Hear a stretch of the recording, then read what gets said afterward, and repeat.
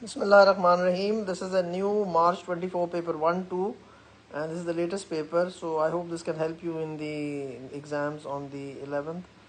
So best of luck. March 24, 1 hour 15 minutes.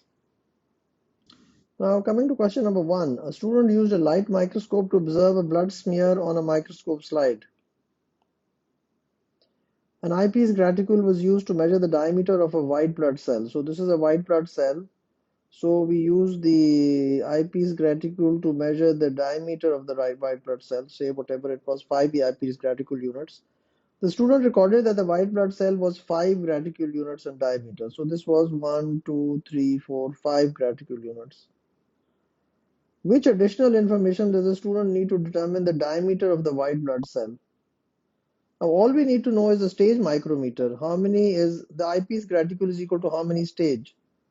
We're not interested in the magnification. So anything with a magnification was wrong. Magnification is not required because whatever the magnification, the actual thing is the eyepiece graticule and the stage micrometer. So that was a very clear this thing that A was the answer. Then coming to question number 2. Which statement explains why it is necessary to use an electron microscope to see the cristae of the mitochondrion? Now, I always say that when you read the question, you must sort of read it to yourself in such a way that you understand what it is saying. Which statement explains why is it necessary to use an electron microscope? In other words, it means why can't we use a light microscope? So the magnification of the electron microscope is greater than that of the light microscope. The membrane of the cristae are separated by greater than 200 nanometer. The maximum resolution of a microscope using visible light is too low. You see, why are we not using a light microscope? Because visible light is only 400 nanometers. So anything less than half, which is less than 200 nanometers, is not even visible. Cristae are the fact that they're 200 nanometer or a distance greater than 200 nanometer doesn't explain anything. The wavelength of an electron beam is longer than the wavelength of visible light. That's, of course, that is wrong. That's totally wrong. So you need to revise wavelength, you need to revise electron microscope and light microscope, so that any question on that is very clear to you. Question number 3. Some stains can be used to identify cell structures in living cells. A dilute solution of one stain causes the whole cell to appear blue. The blue color rapidly disappears from most cell structures. Read very carefully. Those cell structures that release energy stay blue. Release energy, respiration. Which type of cell structure is likely to stay blue? Naturally, release energy is mitochondrion, where aerobic respiration takes place and 38 ATP molecules are made and energy is released. Question number 4. When mucus is secreted from a goblet cell, these events take place. Addition of carbohydrate to protein, fusion of a vesicle with a cell membrane, extracellular release of the glycoprotein, and separation of a vesicle from the Golgi body. When I was doing it for the first time, I looked at it and I said 2 must come before 3. Fusion of the vesicle with the cell membrane and then the exocytosis or the exo. So 2 and 3 were only here present in these two. Maybe I do it my way, you do it your way. So then I said, is it 1-4 or 4-1? So you see, one was addition of carbohydrate to protein. So addition of carbohydrate to protein will come first, and then of course the vesicle, so separation of the vesicle, so that is why the answer is A. One first addition of the carbohydrate to the protein in the Golgi, then separation of the vesicle, this will be called the Golgi vesicle, and then the Golgi vesicle will move towards the cell membrane, get attached to it, and then exocytosis.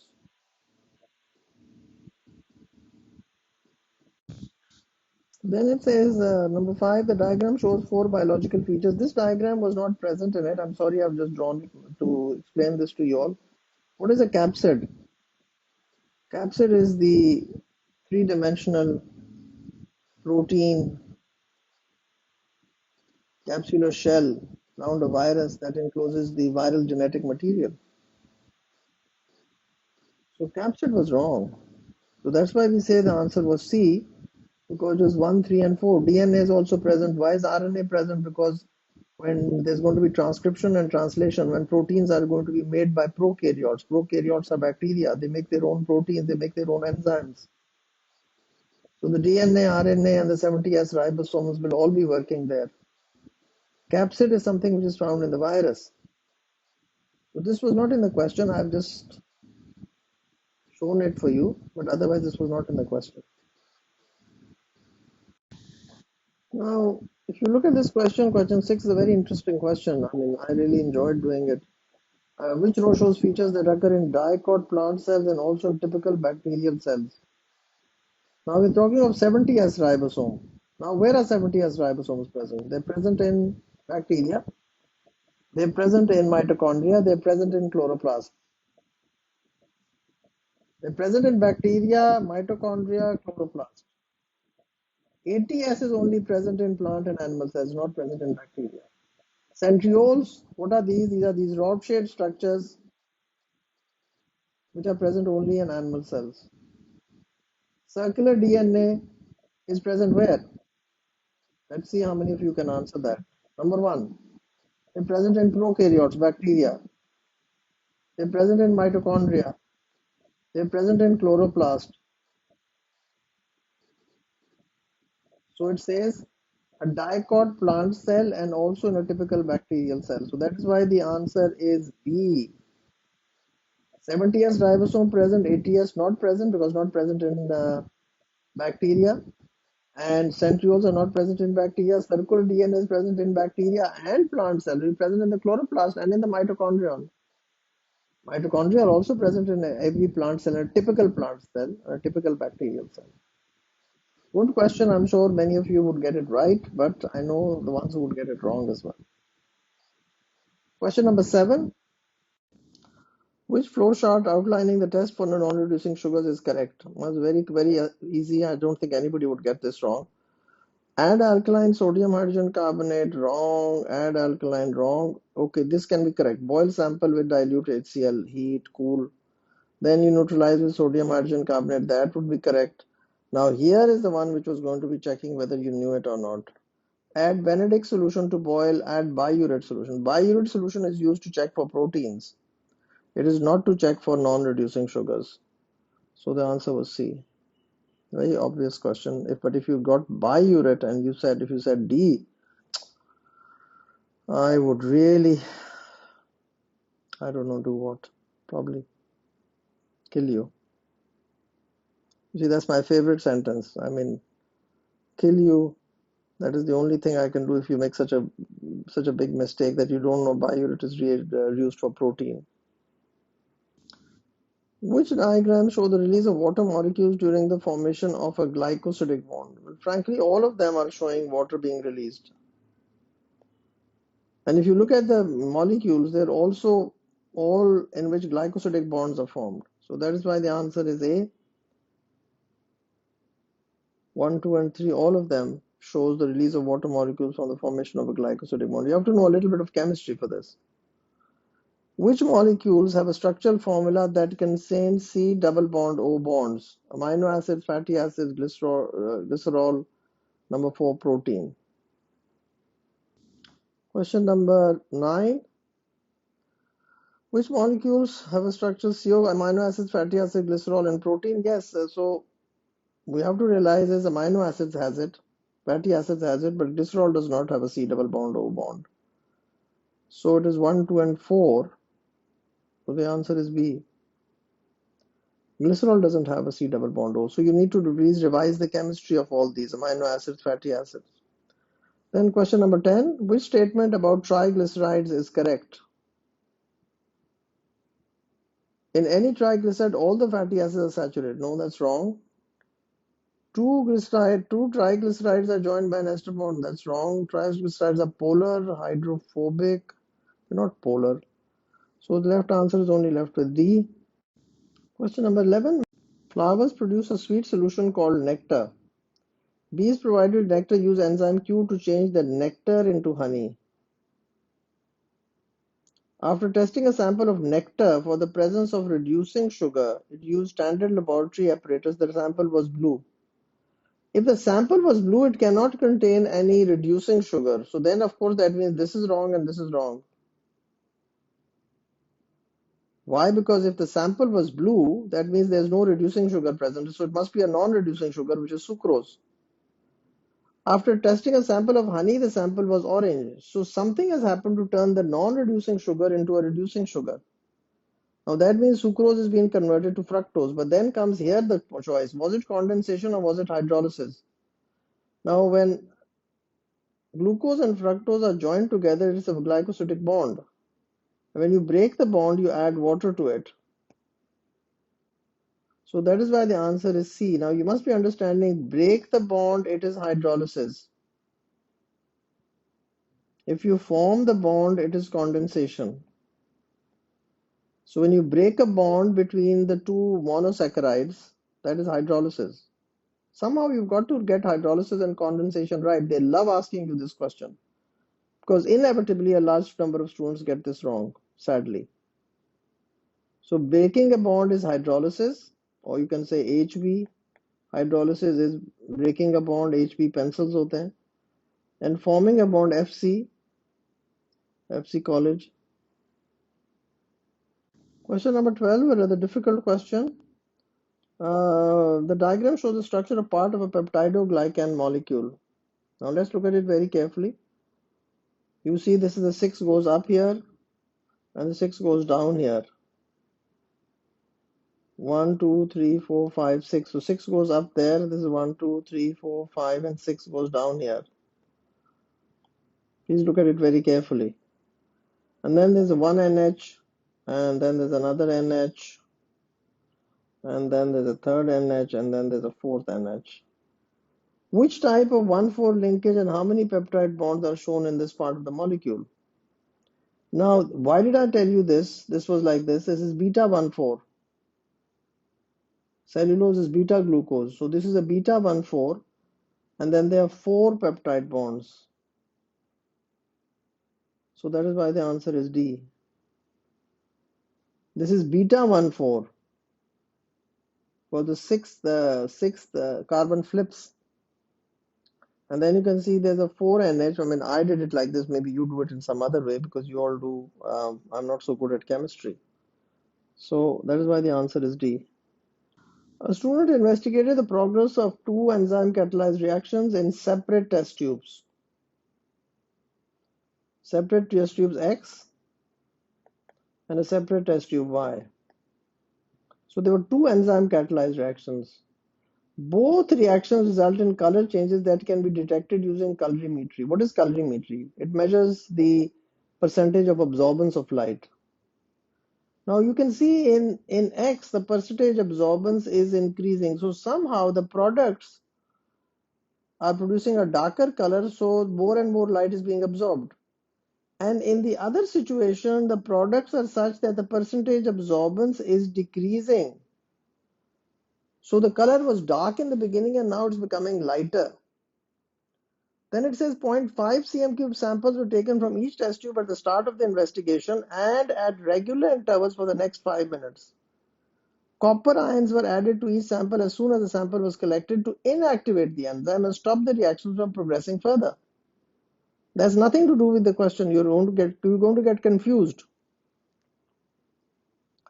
The absorbance of each sample was measured using colorimetry. Now here you have percentage absorbance and here you have the time in minutes.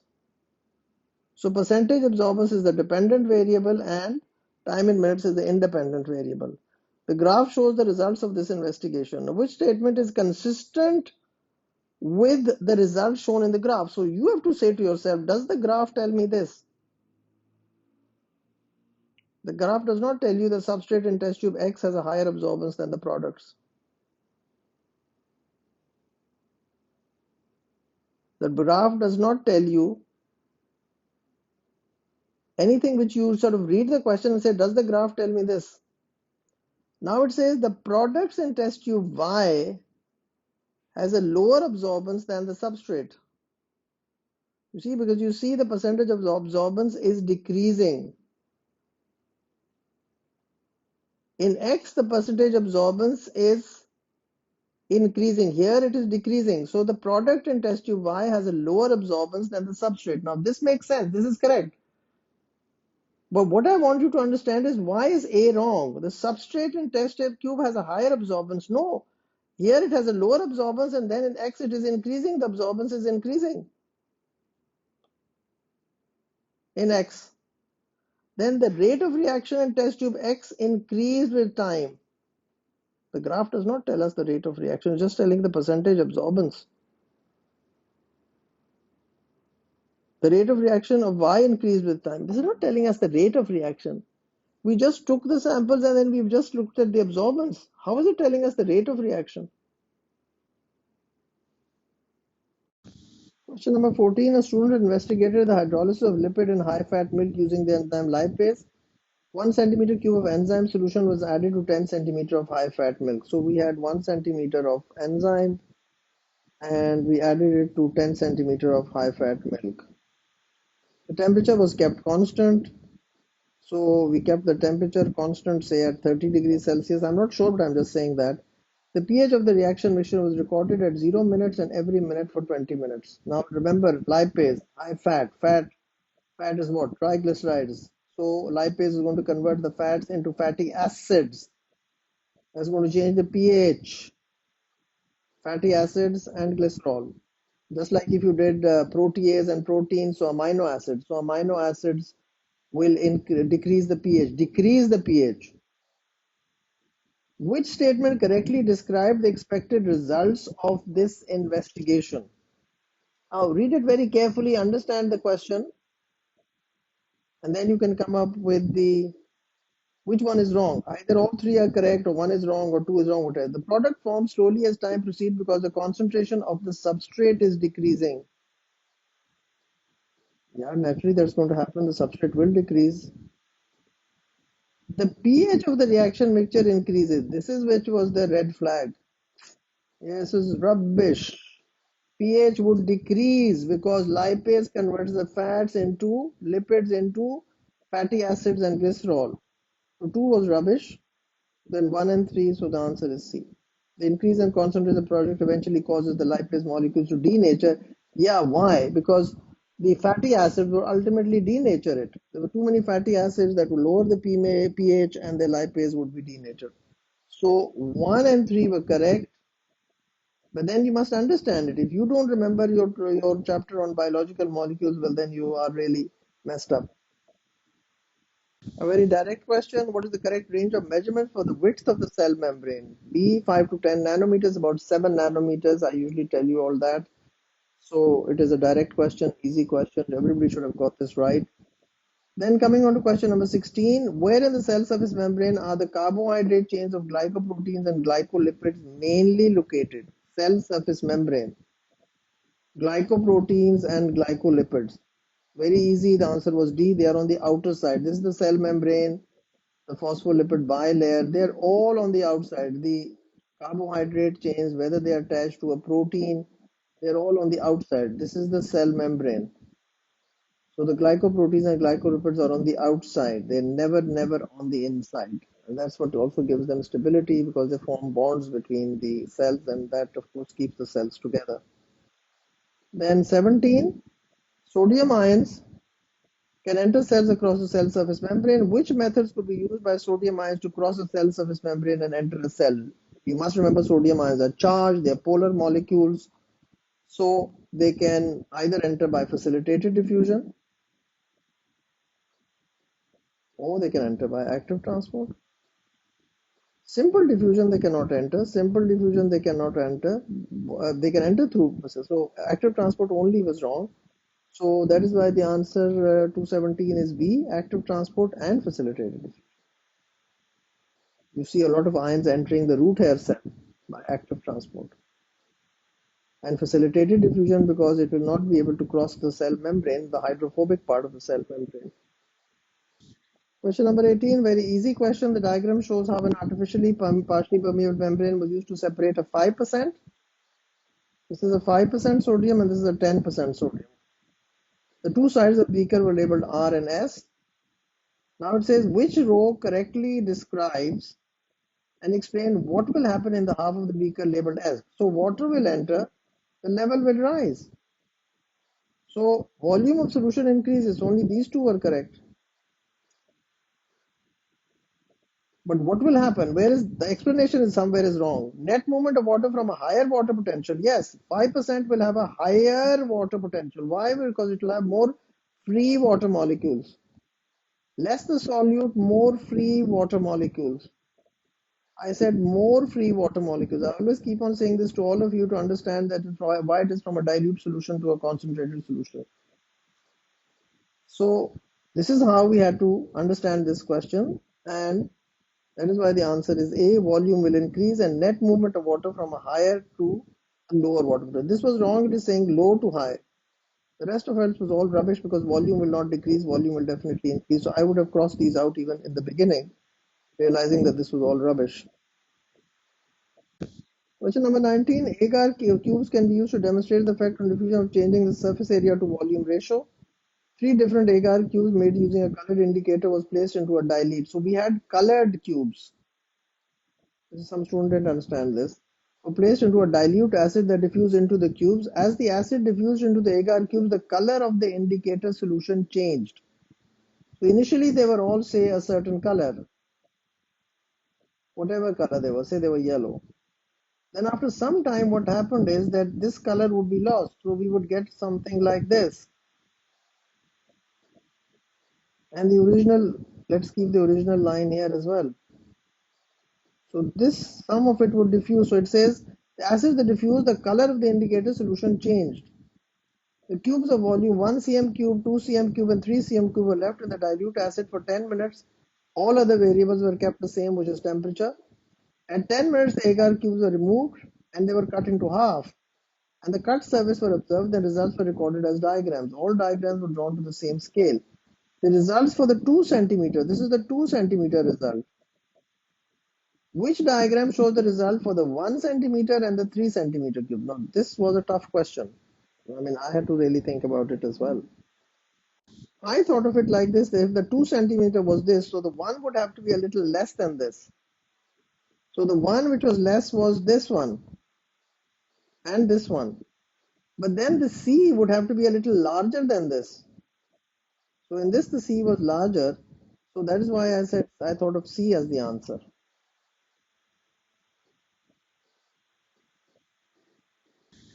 Question number 20. During sperm formation in mammals, part of the structure of each chromosome. So chromosome is the double helix. And then it's got the histone proteins in it, around which it is all wound around. Structure of each chromosome is replaced with proteins called protamines. This replacement allows the DNA to be packaged much more densely than would otherwise be possible. Which part of the chromosome is replaced by protamines? Actually, it's the histone. So that is why the answer was C. Can't be the centromere or the chromatid. They're all made of DNA as a double helix. It's a very obvious thing. Centromeres, chromatids is all DNA is made of nucleotides. Then question number 21.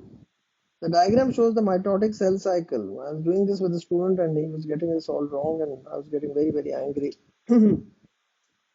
Question number 21. The diagram shows the mitotic cell cycle. During which phase do chromosomes condense and become visible?